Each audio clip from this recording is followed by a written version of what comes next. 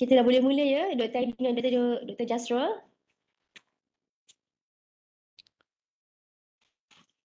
Bismillahirrahmanirrahim. Assalamualaikum dan salam sejahtera. Marilah kita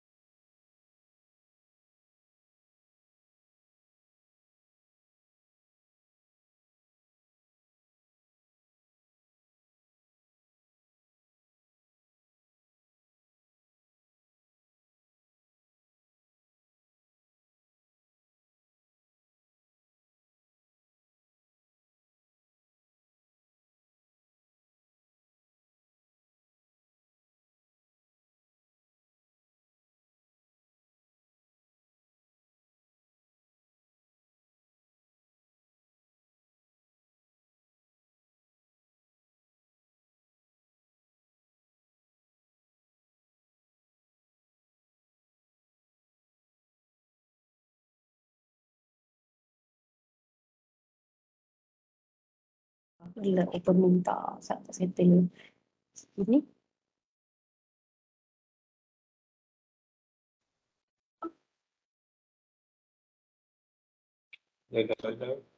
Okey, dah dengar dah suara Azrin. Okey, dah dengar dah? Sekejap ya, bagi dua.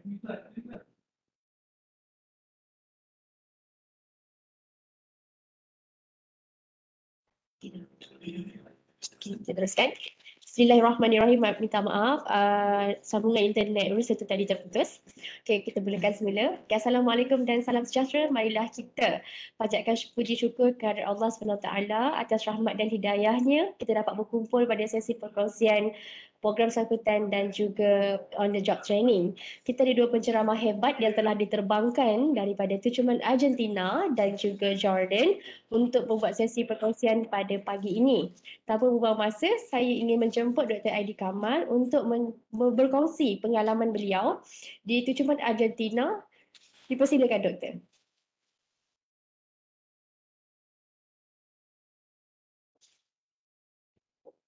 Salam, terima kasih banyak Azrin. So, dah nampak ke slide yang saya dah share ni? Okey, nampak Doktor. Boleh teruskan. Okey, pertama kali saya mengucapkan terima kasih banyak kepada HRD yang sponsor attachment saya di Argentina, di Tukuman, Proimi Tukuman Argentina ni. Dan juga kepada Azrin lah sendiri yang betul-betul lumus membantu daripada sebelum COVID, 2 tahun sehinggalah saya dapat pergi buat attachment ni. Okey,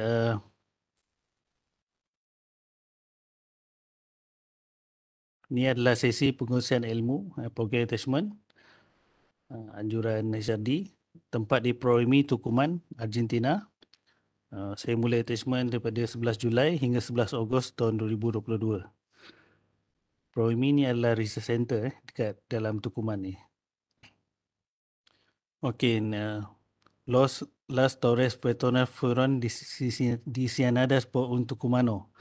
Sebenarnya bila saya buat attachment dekat Tukuman ni baru saya realise yang mencipta atau mereka bentuk kita punya KLCC ni ialah Cesar Pelli, nama ni, orang tua ni. Dia adalah Tukumano, maksudnya dia adalah orang Tukuman yang buat kita punya KLCC design dia. So berbanggalah orang Tukuman bila dia cakap saya daripada Malaysia, dia kata dia kata Petronas ni kita Tukumano yang buat. Okey, perjalanan ni maksudnya kalau avion, kalau kita buy aeroplane daripada Malaysia ke Tukuman ni lebih kurang 2 hari. Kalau naik kereta ni boleh 2 bulan. DOS maksudnya 2 meses. Kalau jalan kaki ni 2 tahun ni baru sampai. Memang sangat jauh. Kena pergi Tukuman ni. Kalau tengok gambar bawah ni, Primera vez en Tukuman ni first time saya sampai kepada Tukuman. Tukuman ni adalah salah satu negeri dalam Argentina. Dan first time saya sampai ke Proimi. Okay. Dan first time saya sampai kepada UNT lah. UNT ni adalah Universiti Nasional Tukuman. Okay.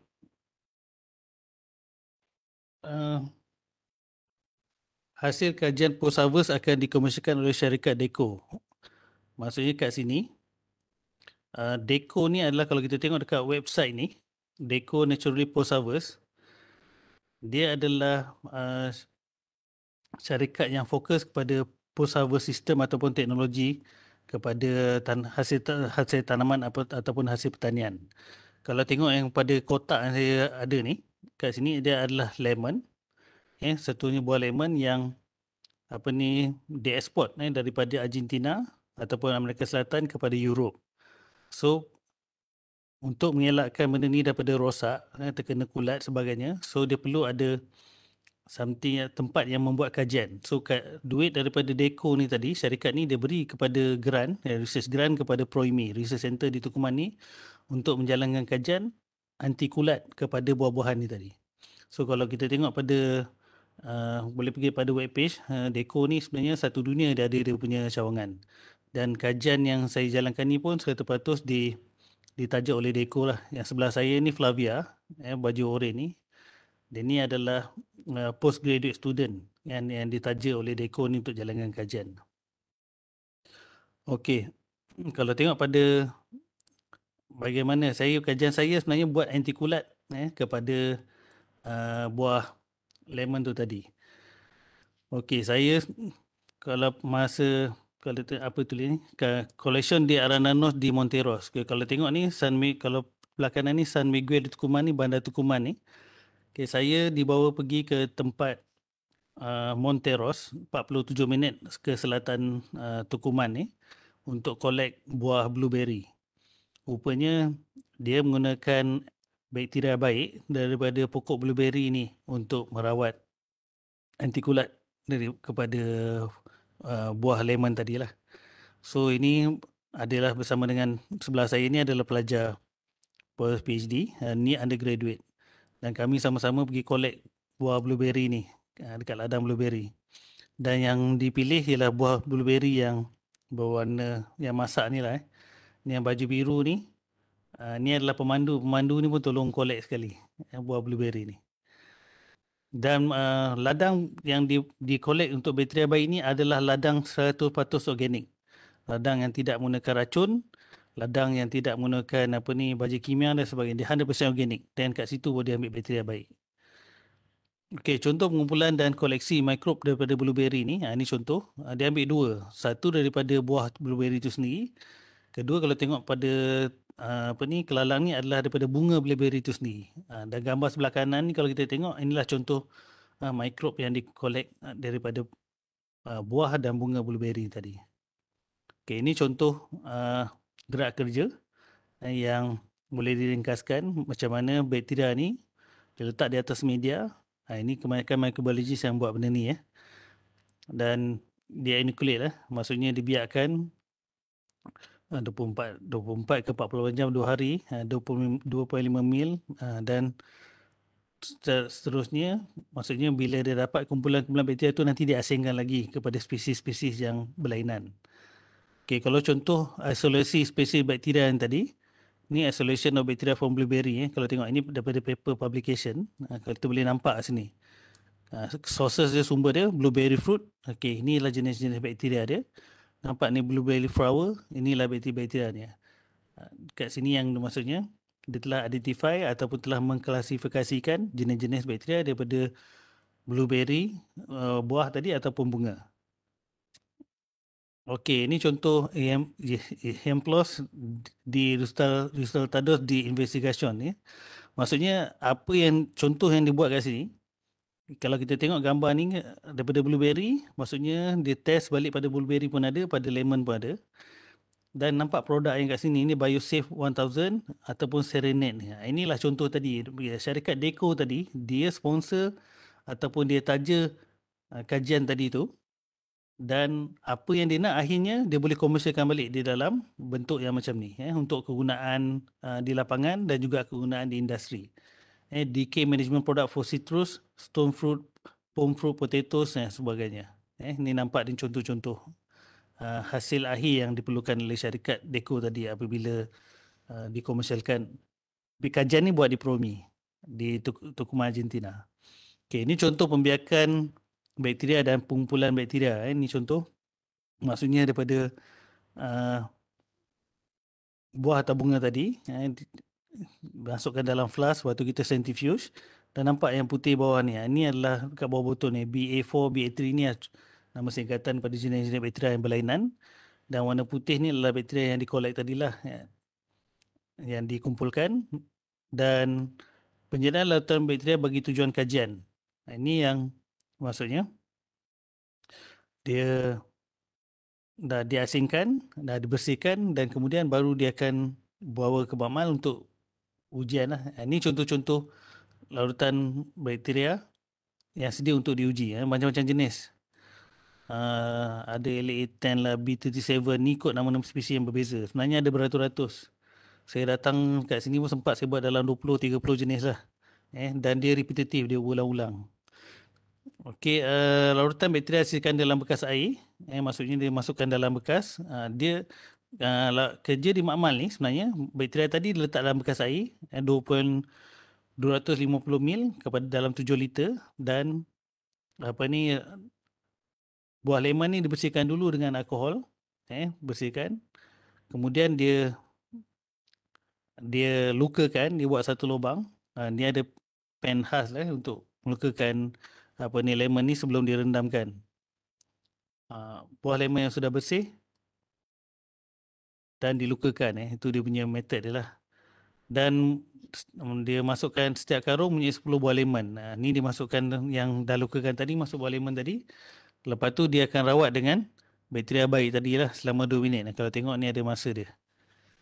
Sebenarnya apa yang berlaku dekat makmal ni, ini akan sama berlaku di tempat pasca tuai, di ladang lemon. Bila buah lemon tu sampai daripada ladang masuk kepada kilang, ini yang berlaku. Buah lemon tu dibersihkan, lepas tu dia rendamkan dengan bakteria baik, dan baru dia tengok antikulat tu berfungsi ke tak. Bakteria baik ni sebagai antikulat.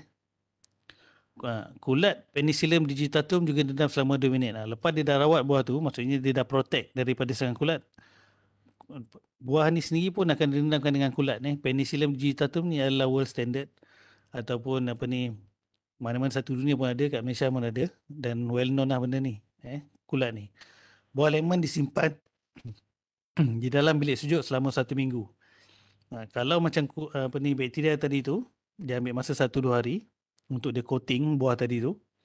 Dan dalam kenapa disimpan dalam bilik sejuk 1 minggu ni, contoh buah daripada Argentina tadi nak sampai kepada Amerika Syarikat ke, nak sampai kepada Europe ke, market dia sampai Europe, dia tak hantar sampai Asia, terlalu jauh sebab naik kapal. Jadi ambil masa 1 minggu. Jadi dia nak sampai buah tu dalam 1 minggu daripada Argentina kepada Europe dalam keadaan yang baik. Dan 1 minggu ni juga adalah tempoh yang mana kulat tu boleh membiak. Kalau tak ada kulat, tak ada.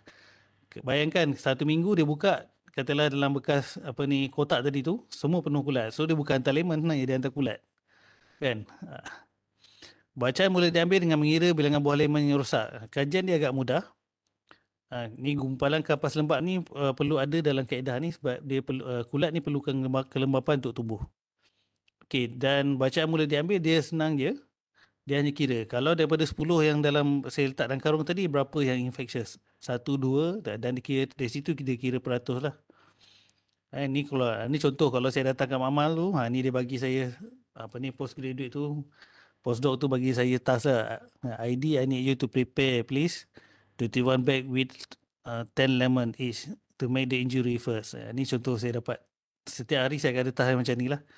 Patutnya masuk dalam bot ni adalah 1 sampai 7 ni adalah bakteria yang berbeza. Contoh sebenarnya bakteria yang digunakan. Satu hari 7, kadang-kadang 5, kadang-kadang 10. Tengok pada microbiologist yang hantar untuk saya buat cek tu. Ni contoh buah lemon yang diserang kulat. Ini adalah keadaan ni teruk. Maksudnya walaupun dah masa seminggu kulat dia dah tak nampak lemon lah kan. Ni hijau ni daripada kuning tu dari hijau. Sebenarnya saya cuba juga letak beberapa buah dia masa dekat apartment yang tempat saya tinggal tu. Dalam masa 40 hari ni saya cuba letak juga buah tu atas buah-buah jenis yang lain lah. Buah apple, buah tomato. Betul ke penicillin digitatum ni banyak di kawasan Argentina ni ataupun di suhu di cuaca yang sana? Tapi memang betul. Saya letak atas meja pun memang saya nampak kulat ni memang mudah menyerang sebab dia sejuk lembap. Dia tidak dia lembab lah. Kalau di Malaysia ni lembab kering. Jadi lembab ni iklim di sana lebih mudah ada serangan ataupun membiarkan penicillium digitatum ni kulat ni. Okey, ni contoh figurasik, contoh gambar ni yang metod dia secara ringkasnya. Disinfection of ethanol, maksudnya cuci, bersihkan 70% ethanol. Lepas tu dia lurukan, ni nampak ada needle ni, lidah. Lepas tu dia rendamkan. Lepas tu incubation, one dia ni maksudnya dengan bakteria baik untuk mengawal lemon ni daripada serangan kulat. Lepas tu 5 days ni, 5 days ni, lepas tu barulah direndamkan dengan penicillin digitatum. Dan tengok dia dapat tak protect daripada serangan kulat tadi tu. Okey, ni incubator shaker yang disumbangkan oleh pihak industri, Deco. Maksudnya kat Makmal ni, masa saya datang, benda ni baru nak sampai lah. Maksudnya untuk shaker tadi yang tengok tu buat atas kotak je kan. Kecil je. Ni incubator shaker yang besar disumbangkan oleh syarikat ni tadi secara in-kind untuk kajian ni dapat dijalankan oleh ni. Ni adalah postgraduate dan juga ada lagi 2 orang ni adalah PhD, pelajar PhD. Okay. Kalau tengok sebenarnya saya sangat bersyukur jadi staff atau penyelidik UTM sebab Proimi ni research center ni umur dia dah saya rasa mungkin dekat nak 100 tahun. Sebab boleh tengok pada web page dia UTM baru 50 tahun kan. Dia alat-alat yang ada ni masih lagi diguna pakai, desiccator. Ini centrifuge ni saya tak tahulah. Mungkin lebih tua daripada umur UTM ni sendiri kan. Tapi selagi berfungsi, selagi maksudnya boleh digunakan, dia akan gunakan, dia tidak akan lupuskan. Okey, kalau tengok pada kalau siapa yang memang bidang microbiologist ataupun bioprocess, ini adalah sterilizer. Kalau kita tengok ni dia hanya masih pakai api sterilizer dia ni. Kan kita pakai digital yang kat UTM ni. Jadi tak ada alasan, tak ada sebab sebenarnya kajian di UTM ni kalau tidak boleh jauh lebih maju atau jauh lebih baik daripada yang kat sini. Sini mana ada dia pakai je. Itu pasal manual je. Ni pelajar, saya rasa ni pelajar master yang tengah buat kerja ni. Okey, saya di sana pun saya ada ikut pada KPI. Saya kena buat 2 talk. So saya buat 2 talk yang ada dekat satu di Proimi, satu di universiti lah dekat research center tu. Okey, ni talk yang saya bagi. Microorganismos efectivos individuales o en grupo cuales major. Maksudnya tajuk ni dia orang yang request untuk saya bagi talk. So effective microbe adakah di individu ataupun kumpulan yang mana lebih berkesan So pembentangan pendidikan dekat Proimi kat sini. Saya bagi talk yang mana dihadiri oleh semua supervisor yang ada kat dalam tu, staff Proimi tu sendiri dan juga all dia punya students yang ada kat sini. Dan sebenarnya slide saya semua saya translate dalam bahasa Sepanyol. Argentina ni dia cakap Sepanyol, dia tak ada bahasa sendiri.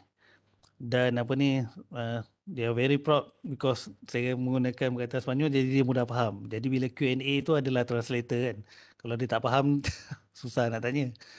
Okey, so ada juga yang sebab background saya memang background PhD saya memang soil health. Saya lebih banyak mengerjakan kajian tanah.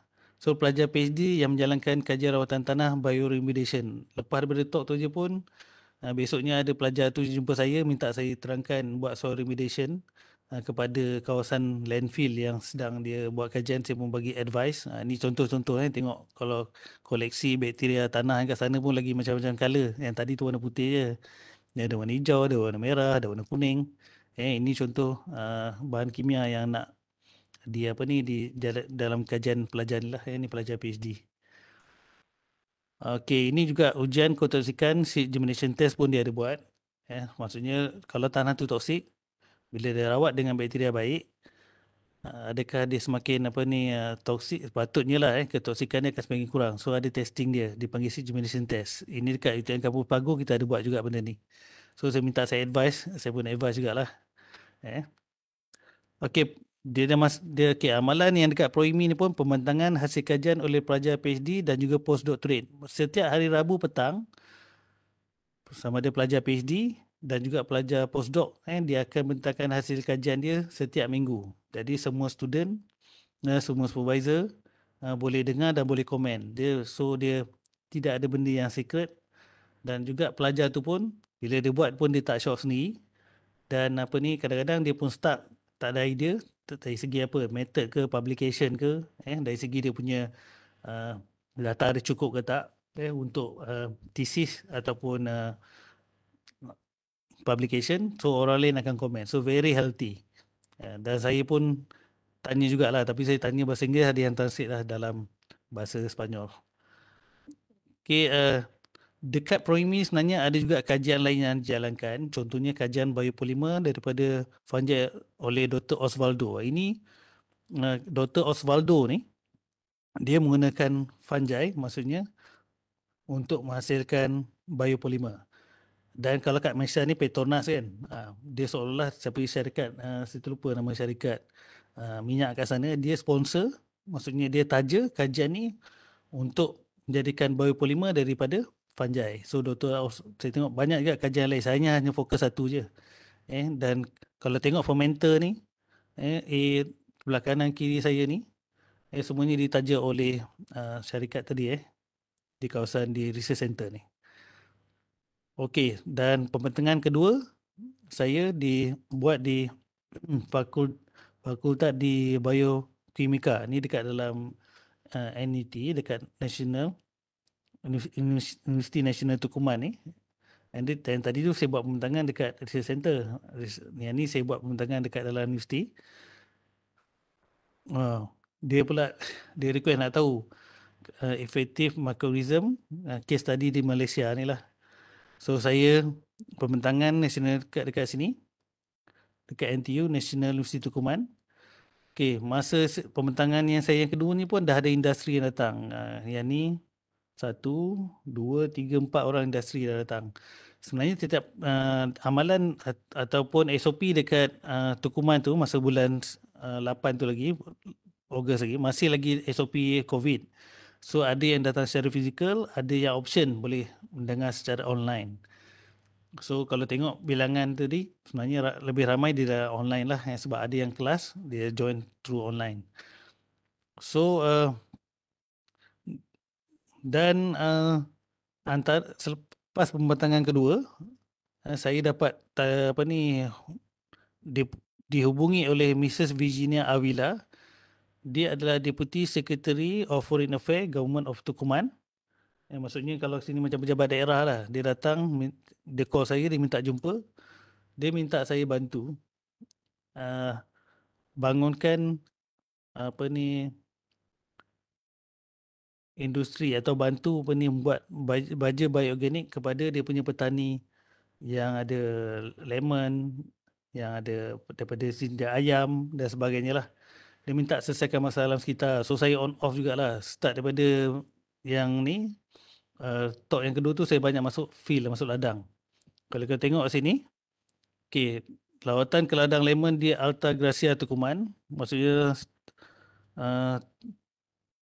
ke utara Tukuman 34 minit. Saya dibawa So dia attachkan dengan industri. Kalau tengok perempuan rambut putih ni, dia adalah owner ladang 6,000 ekar lemon, ladang lemon. Tapi yang dia buat secara organik ni ialah 100 ekar, yang mana dia memerlukan pembuatan baja bioorganik lah. Okay, ni CJ organik yang daripada US, yang khas kalau tengok ni lemon. Dan CJ organik maksudnya untuk tujuan ekspor dia perlukan CJ organik ni. Dan saya sebenarnya surprisingly juga, sebab bila saya tanya macam mana pelibatan Jabatan Pertanian dengan industri tanaman ataupun pertanian di Argentina ni, dia kata dia memang survive sendiri. Jabatan Pertanian tidak banyak membantu. Dan kita bersyukurlah kalau kat Malaysia ni kita boleh katalah petani atau industri pertanian dengan Jabatan Pertanian agak rapat. Jadi kalau kemudahan-kemudahan analisis ke sebagainya dapat terus dengan Jabatan Pertanian lah. Ni dia bawa saya pergi pada ladang orange juga. Yang tadi tu lemon, ni orange. Ni orange Dracula ni, dia punya market dia memang banyak dekat Itali. Dan kenapa saya pergi kat ladang ni, sebab apa tadi, daripada Foreign Affairs tadi minta saya bantu, kalau boleh membantu menyimbatkan kos baja. Lepas tu dengan keadaan COVID sekarang, harga baja pun semakin mahal. Dan banyak lagi kos-kos pertanian yang perlu dikurangkan atau dijimatkan.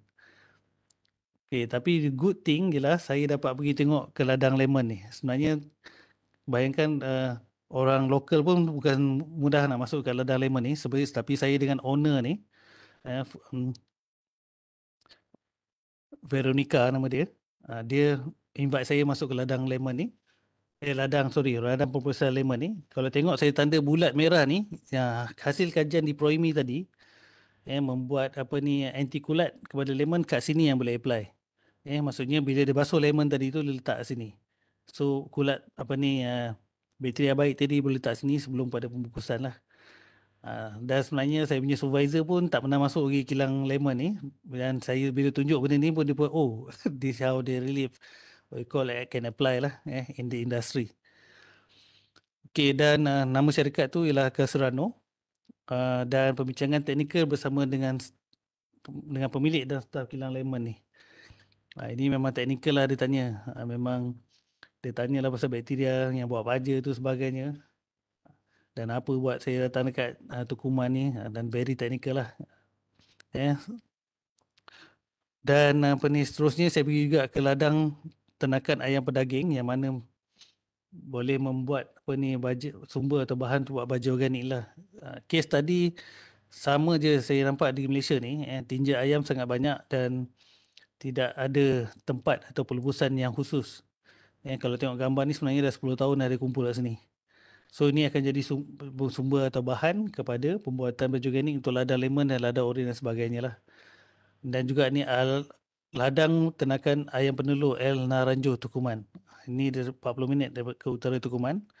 Kalau tengok sebelah kiri atas ni, saya punya supervisor pun ikut sekali. Dia pun tak pernah pergi masuk kat ternakan ayam penelur. Ini maksudnya apa? Daripada Federal Affairs punya officer tadi punya arahan. So dia pun dapat pergi jugalah. Dan dia pun ada kawasan satu bangunan building. Ini adalah tempat sebenarnya pig farm. Ini adalah ladang hinzir dia yang tak pakai. Saya rasa you boleh rebuild tempat ni untuk jadi bioorganic fertilizer punya plant. Kalau saya sekali lagi saya pergi attachment kat sini, confirm lah. Saya rasa akan run benda ni pula. Okey, itu saja presentation saya yang saya dapat kongsikan pada hari ini. Dan saya serah semulalah kepada Puan Azrin. Okay, terima kasih terima kasih Dr. Aidi atas perkongsian yang sangat menarik. Secara tak langsung saya juga sebagai selaku universiti dan juga seluruh warga UTM dapat menimba pengalaman berkenaan dengan anti kulat, perkataan dilukakan. Kalau kita faham dicocok tapi itu dilukakan. Lepas tu dapat juga kami melawat secara visual lah ke ladang-ladang lemon dan juga ke ladang ayam tadi. Okay, kita tengokkan, kita sebentar tu semak ada tak soalan daripada warga UTM?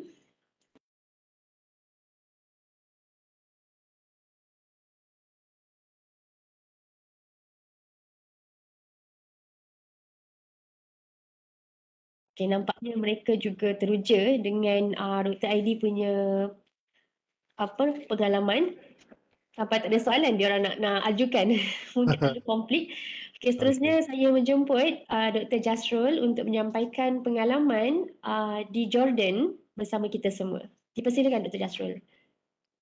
Okey, bismillahirrahmanirrahim. Assalamualaikum warahmatullahi wabarakatuh, dan selamat pagi.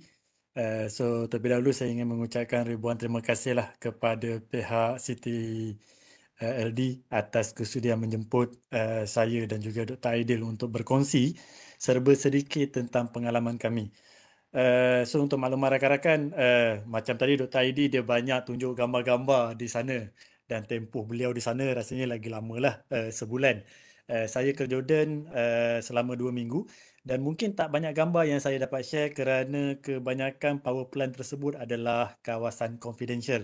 Tapi insyaAllah saya akan cuba yang terbaik untuk saya kongsikan kepada rakan-rakan kerana attachment ataupun program yang saya pergi ni, mobility research ni akan dibuka kembali pada bulan Januari.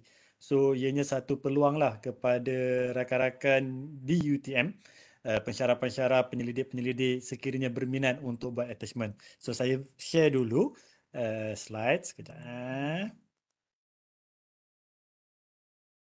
Okay, Puan Azrin, boleh saya semak? Oh alamak, sekejap. Saya kena stop share. Sebab saya lupa share sekali dengan apa ni, audio.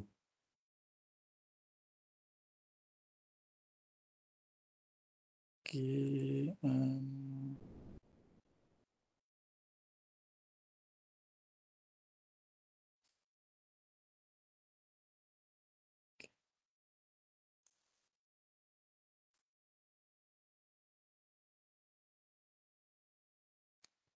Puan Nazrin, nampak tak slide? Saya nak confirmkan dulu.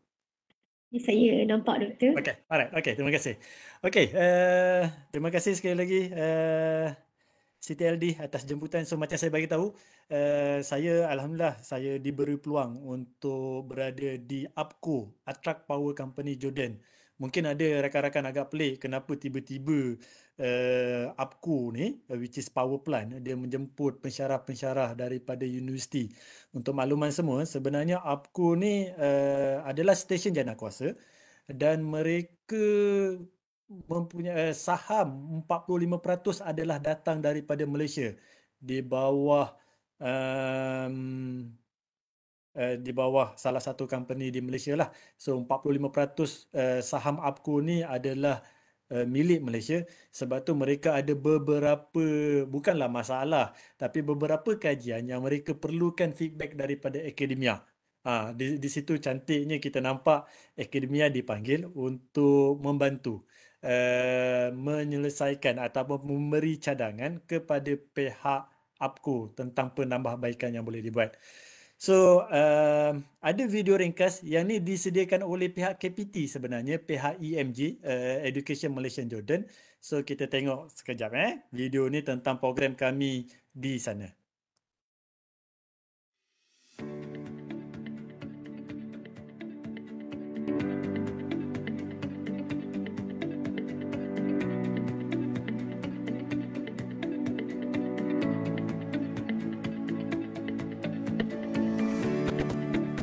Maaf doktor.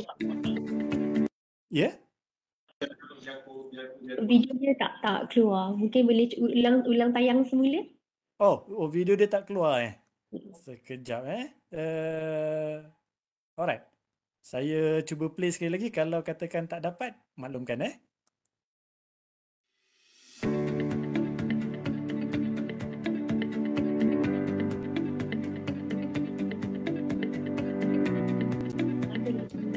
Tak ada doktor.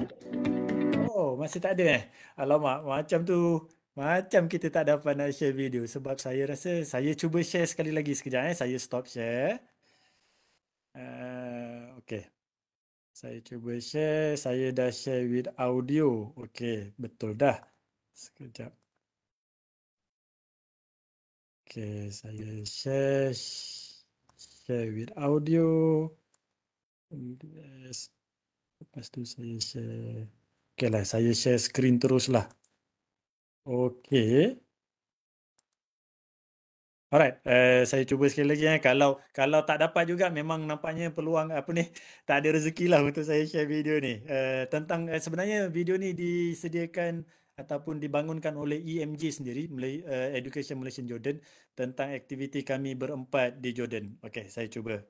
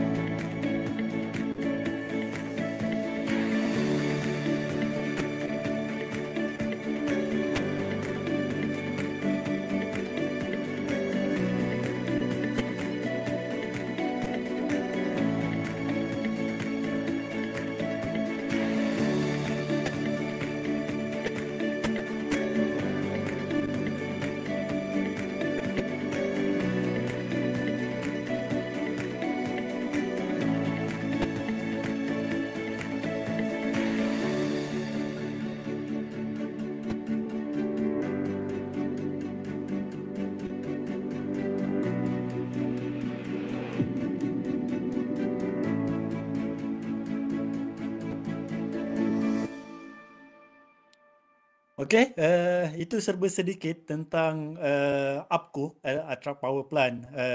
Dan kalau kita tengok daripada video tadi, jelaslah ianya merupakan power plant pertama di Jordan yang menggunakan teknologi oil shale. Dan sebenarnya power plant kedua terbesar di dunia. Sebelum ni pun saya ingatkan Jordan ni dia banyak minyak. Rupanya tak. Dia bukan negara pengeluar minyak. Waktu first time saya sampai di sana, mereka tidaklah mempunyai industri yang besar-besar seperti mana negara-negara Arab lain dan sebagainya. So, mereka menggunakan teknologi oil shale tersebut untuk mereka menjana elektrik. Dan ini merupakan power plant terbesar di negara mereka. Disebabkan teknologi ini agak baru, maka mereka menghadapi beberapa, kita kata, cabaran lah, yang mana mereka perlukan pandangan, kepakaran dan sebagainya daripada pihak pensyarah di Malaysia. Sebab tu kami sebenarnya ada 5 orang dijemput hadir sama, tapi 4 yang hadir pada hari kejadian. So, yang ni serba sedikit tentang saya nak kongsikan macam mana tiba-tiba saya boleh terlibat di APCO dan sebagainya. Pertama, sebenarnya inilah contoh surat tawaran yang berlaku pada tahun lepas, dan sebenarnya dapat surat tawaran ni pun daripada WhatsApp group je. Daripada WhatsApp group entah mana-mana sampai ke saya. Sebab tak perasan pula email rasmi dari UTM. So, terima WhatsApp group tentang iklan ni, dan saya agak tertarik sebab waktu tu saya terfikir apa tu APCO, dan bila saya Google rupanya dia adalah power plant Power plant memang bidang saya adalah electrical power. So ianya satu benda yang menarik lah di peringkat saya dan saya cubalah untuk apply. So kalau rakan-rakan lihat 3 April merupakan tarikh tutup. Okey, 3 April tarikh tutup. 18 April mereka dah panggil untuk interview. So waktu kita isi borang ni pun dekat Google Form ni je yang kita isi. Dia tanya kenapa nak pergi mobility. So isilah point form. Dia tanya umur dan sebagainya. Lepas tu isi point form. So hanya dalam tempoh masa yang cukup singkat, 18 April mereka dah panggil untuk interview. 27 April mereka dah keluar surat tawaran. Okey, daripada Embassy Malaysia, Embassy Besar Malaysia, Amman Jordan. So mereka maklumkan daripada 59 permohonan, 5 terpilih. Daripada 59 permohonan, 5 terpilih dan 30 Mei kami dah bertolak ke sana. Dan kalau rakan-rakan perasan sebenarnya April ni hingga Mei ni waktu bulan kita raya ni. Dan Malaysia kita tahulah kita punya raya memang sebulan. So memang kelang kabut persediaan waktu tu. Okey, cuma saya ingin mengucapkan ribuan terima kasih lah kepada pihak FKE ataupun waktu tu SKE dan juga pihak CTDL ataupun waktu tu masih HED ke saya tak pasti atas bantuan mereka. So sebab kalau kita tengok dari segi timeline ni kan, tengok 3 April keluar iklan, 18 April interview, 27 April keluar tawaran, 2 hari bulan dah hari raya. 17 Mei, Alhamdulillah, saya dapat kelulusan daripada CTLD, OJT, mereka menaja untuk tiket kapal terbang dan juga waktu tu SKE ataupun FKE sekarang untuk hotel dan juga tiket lawatan. Dan 29 Mei, saya bertolak ke Jordan.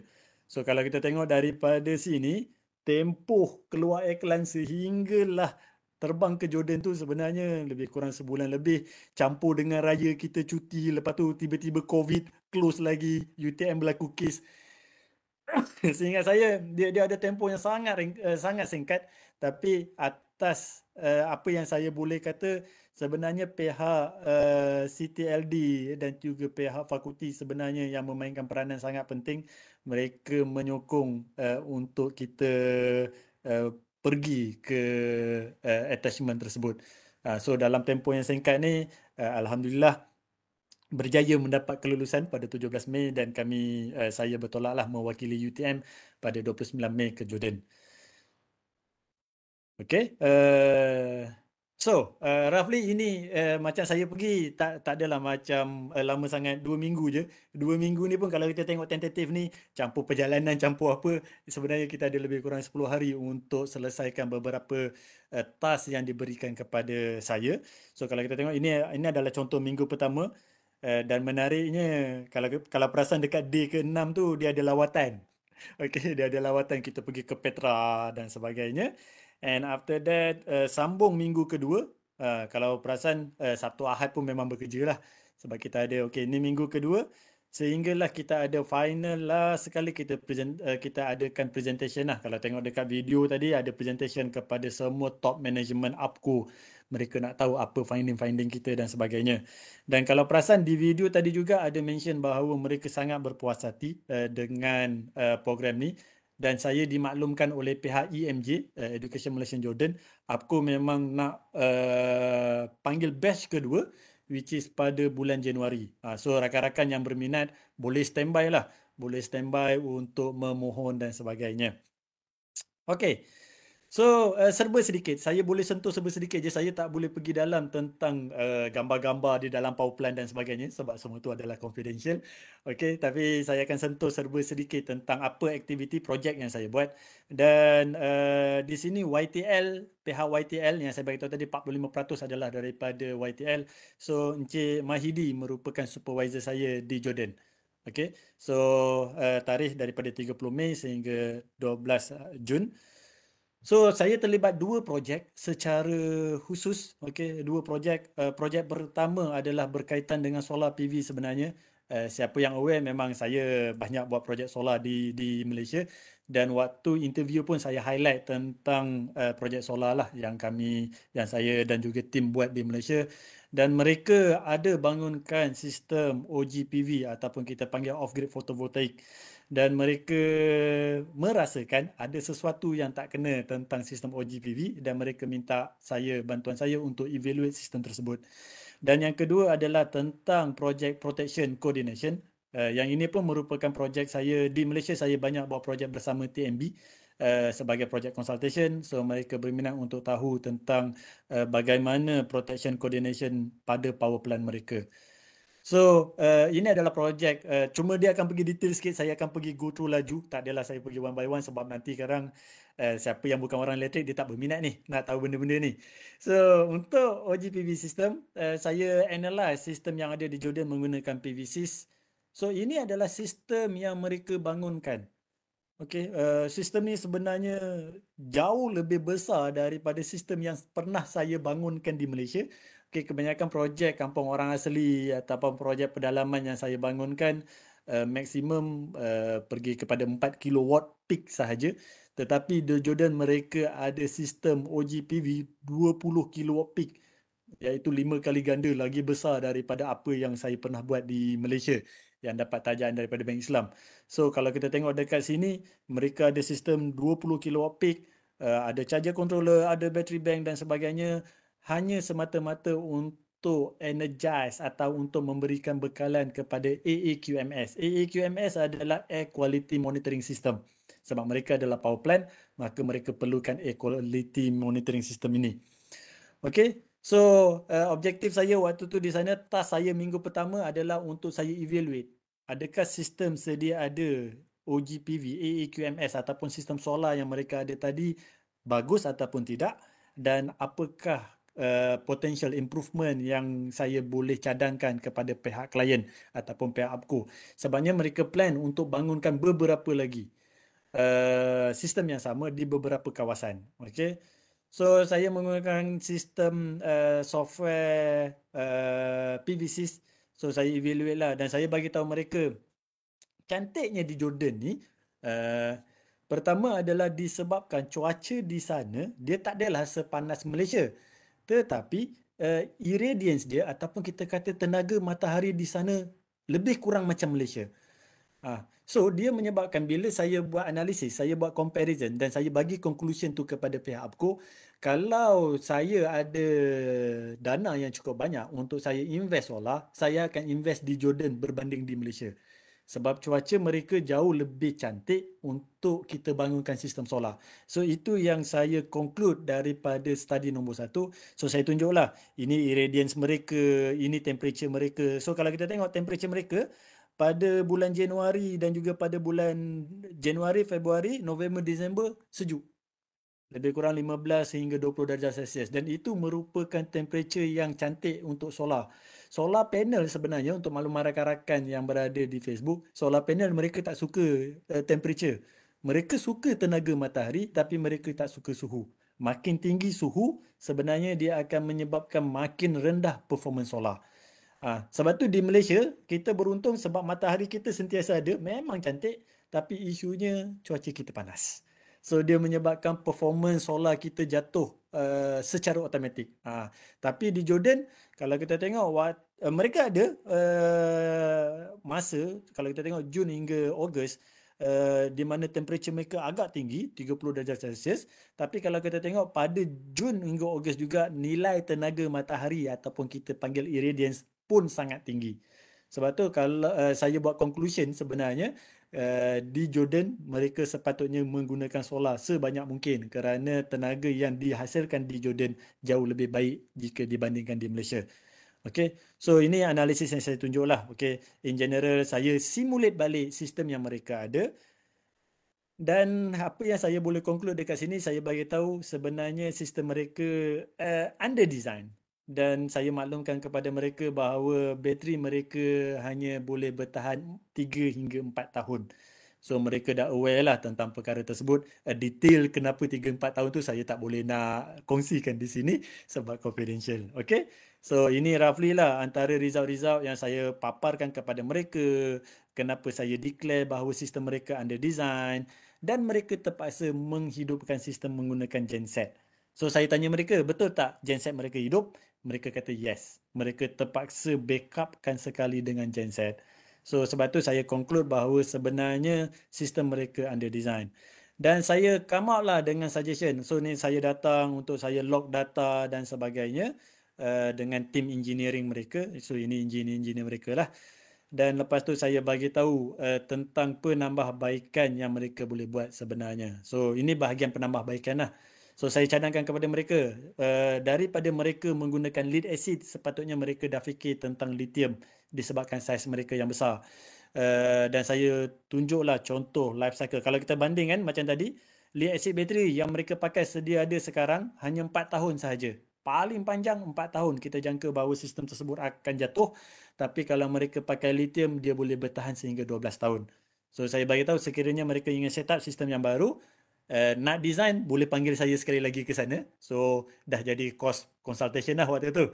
Okay. Dan juga saya cadangkan supaya mereka menggunakan teknologi lithium kerana jangka hayat lithium jauh lebih panjang berbanding dengan lead acid.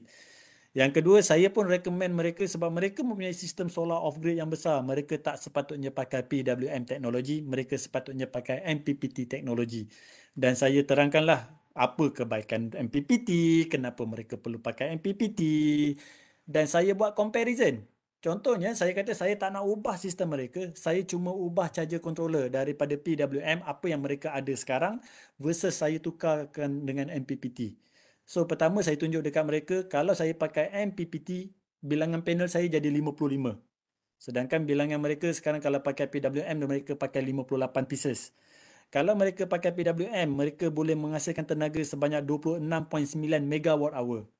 MPPT yang 55 pieces, mereka boleh menghasilkan 33.3 megawatt hour. So dengan kata lain, dengan teknologi yang betul, sebenarnya dia mampu memberi tenaga yang lebih banyak dan overall cost akan jadi lagi kurang lah. So roughly ini yang saya discuss dan saya bagi tahu recommendation. Mereka sepatutnya pasang solar dan sebagainya untuk bangunan-bangunan pentadbiran mereka dan yang lain-lain. So ini projek pertama lah, saya cerita tentang ROI dan yang lain-lain. So ini detail sangat kepada elektrik lah. So dengan kata lain, dalam projek pertama saya lebih kepada evaluate sistem solar yang mereka ada di sana. Untuk sistem projek yang kedua pula, yang ni saya fokus kepada minggu kedua, lebih kepada coordination, protection. Sebab mereka ada power plant dan power plant ni baru. Waktu kami sampai pun, sebenarnya power plant tu masih belum run sepenuhnya. Mereka dalam fasa testing. So YTL sebagai investor yang besar ataupun pemegang saham yang besar, mereka nak pastikan sistem tersebut dah okey baru mereka run sepenuhnya. So ada beberapa masalah, bukanlah masalah, maksudnya mereka nak confirmkan, mereka mohon bantuan daripada pihak saya untuk evaluate semula sama ada sistem coordination setting yang mereka bekalkan betul ataupun tidak. So daripada sini, yang ni memang terlampau teknikal lah. Ini memang orang elektrik je faham ni. Okay, kita ada protection upstream, downstream. So kita evaluate, saya pakai software ETAP untuk lihat sama ada sistem tersebut okey ataupun tidak. Dan saya tunjuk tentang keadaan sistem sedia ada, setting tu okey dan mana setting yang tak okey. So saya maklumkan lah. So mana yang tak okey saya maklumkan supaya mereka recheck semula. And after that kami berkomunikasi dengan pihak engineering, consultant daripada Denmark kalau saya tak silap, yang kalau tengok tadi gambar awal-awal sekali. So beliau pun agreed dan beliau kata memang pihak daripada pemegang saham yang kedua iaitu daripada China dalam proses untuk betulkan. So yang ni semua, mana benda yang tak betul, bukanlah tak betul, maksudnya saya minta mereka suruh evaluate semula sebab setting-setting tersebut nampaknya macam ada yang tak kena. Okay, so ini recommendation dan saya bagi tahulah juga recommendation apa yang sepatutnya mereka perlu ada, alat-alat yang mereka perlu ada supaya boleh mereka buat energy monitoring dan yang lain-lain. Okay, so in general itu apa yang saya boleh kongsikan tentang task-task yang saya terlibat dan juga perjalanan macam mana saya memohon untuk mengikuti program mobility ini. Untuk makluman rakan-rakan, macam saya maklumkan tadi, insyaAllah EMJ, Education Malaysia Jordan, sekali lagi akan mengeluarkan iklan pada bulan Januari. Saya dimaklumkan oleh pihak EMJ bulan Januari lah. Boleh pergi sebab dikatakan pada tu adalah musim sejuk. Kalau kita tengok graf tadi kan suhu, musim sejuk dan dia jauh lebih menarik. Sebab macam kami pergi ke Petra waktu tu musim panas. Jalan dekat 10-12 kilometer. Oh, boleh tahan lah peluh dia. Okay. So kalau ada yang tertarik, boleh cuba standby untuk come out dengan proposal dan sebagainya. Last daripada saya, sebelum saya serah kepada pihak urus dia, interview. Macam kalau perasan, rakan-rakan perasan tadi daripada 59 orang, 5 terpilih. Di pihak APCO sebenarnya, mereka nakkan kita highlight apakah projek-projek industri yang kita terlibat. Betul, it's a projek penyelidikan tapi kita dah implement di industri. Mereka berminat tentang kita kata apa, perkara-perkara tersebut. Contoh, salah seorang rakan saya daripada UMS, USM. Okay. Beliau buat tentang karat contohnya. Dia main dengan material karat, dia kaji kenapa karat tu masih berlaku sedangkan dia dah menggunakan material yang betul. Rakan saya daripada Politeknik Nilai dan juga daripada Unimas, mereka kaji tentang carbon footprint. Mereka pernah buat projek-projek tentang carbon footprint, so pihak APCO berminat. So hint yang mungkin saya boleh share untuk come out dengan proposal yang mana kita pernah terlibat dengan industri dan kita bentangkan tu sewaktu interview. So saya rasa itu sahaja daripada saya serah balik kepada urus dia. Terima kasih. Terima kasih Dr. Jasrul ya di atas perkongsian yang sangat menarik. Wah, tahniah kerana terpilih daripada 59 permohonan. Agak mencabar pada saya. Terima kasih juga atas perkongsian berkenaan dengan lead acid, lithium ion. Saya pun baru tahulah berkenaan dengan itu. Okay, sekarang ni saya nak semak ada tak soalan daripada warga UTM untuk diajukan kepada Dr. Jasrul. Okey, hebat juga kali ini. Masih lagi tak ada soalan daripada mereka. Mungkin mereka faham dan mungkin mereka juga akan terus kepada Dr. Jasrul lah berkenaan dengan permohonan tersebut, iklan tersebut. Okay, jadi tak ada apa-apa. Secara khususnya saya ingin mengucapkan ribuan terima kasih kepada Dr. Jasrul dan juga Dr. Aidi di atas perkongsian dan sangat hebat. Dan juga amnya kepada seluruh warga kampus di atas kesudian dalam meluangkan masa kepada sesi perkongsian ini. So saya akhiri sesi perkongsian ini dengan tasbih istighfar dan surah Al-Asr.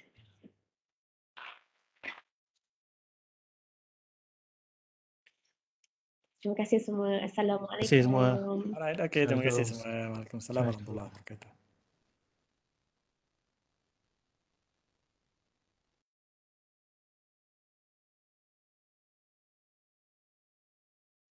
Saya baru nak ambil gambar. Dr. Aidi dah.